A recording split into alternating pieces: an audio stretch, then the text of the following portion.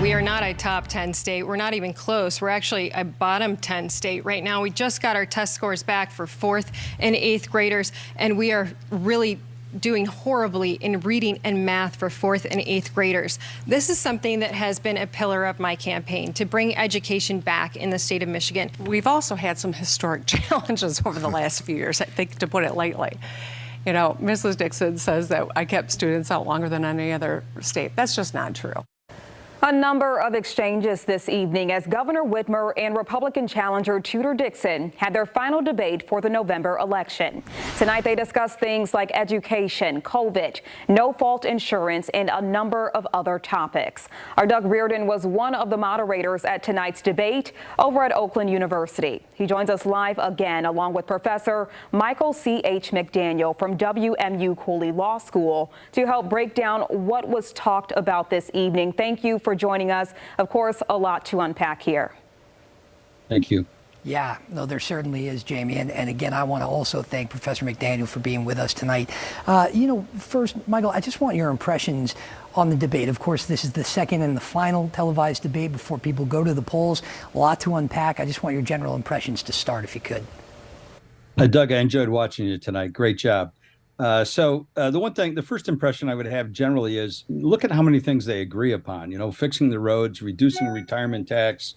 There was a number of theirs. Both agree on education. So it really comes down to some of these cultural issues, which may or may not be under the control of the governor, the governor's office, that seem to get the greatest ire from each side. And those are the issues I suppose maybe people care about.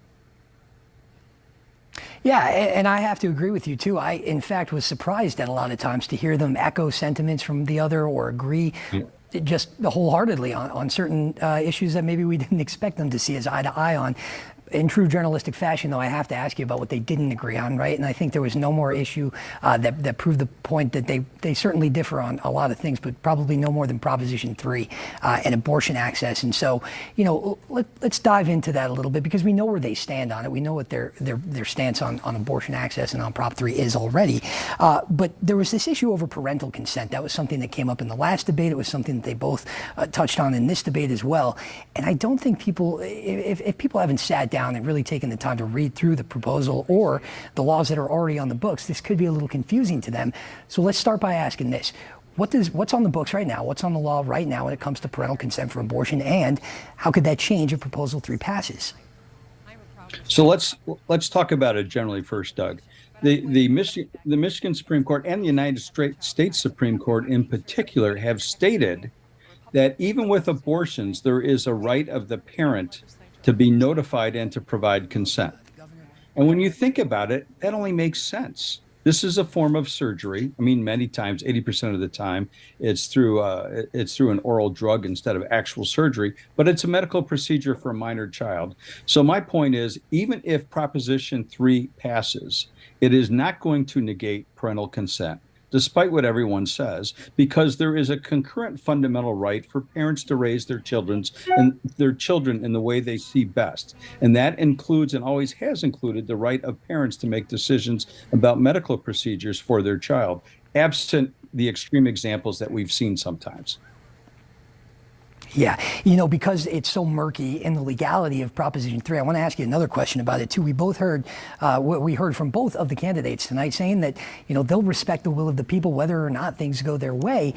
But they both kind of dance around the fact that there are other things that they could do to kind of, get where they want to be on this question of abortion access in Michigan. So let's put another hypothetical to you, right? If things don't go the way that Governor Whitmer wants with Proposal 3 passing, if things don't go the way that Ms. Dixon wants with Proposal 3 failing or those lawsuits failing, what more can they do from the governor's mansion if things, again, don't shake out the way that they would like them to? So first of all, Proposal 3 really is the voice of the people because it is a direct ballot proposal for the people to vote on, not going through the legislature as your representatives. You, the people, will vote on this. And so get out there, vote for this. Don't ignore the end of your ballot. Let your voice be heard because your Constitution will be changed or not changed, depending on whether or not this passes. And it's the idea to give a right of reproductive freedom to women in the state of Michigan. Now, if it fails, then I would expect the governor could still go forward with her lawsuit, which is pending. Because if it fails, the question then is whether or not the 1931 law, which criminalizes, makes it a felony to provide an abortion to a woman in Michigan, whether or not that shall take effect. And the governor has talked about that and that law and how she's bringing a lawsuit against it. If it passes, on the other hand, if Proposition 3 passes and we have a right of reproductive freedom in the Michigan Constitution and Tudor Dixon is elected governor, then she still has a number of options where she can support legislation or she can support lawsuits to look at the language within this ballot proposal. It is not written in a way that is it is intended to have some ambiguity in it, if you will. So up until fetal viability, it's very clear that the woman's right is paramount unless there are certain medical conditions or other reasons to have legislation there. After fetal viability, though, the state legislature can come in and pass laws limiting the right of abortion post-fetal viability. So the Proposition 3 does recognize that the state has an interest in the life of the preborn fetus within the woman. Yeah. Well, listen, I wish we had all night to cover some of these topics that we discussed with these two candidates tonight. We'll have to have you back at some point, Professor McDaniel. But thank you so much for your input, again, on this very important issue that really affects all of us.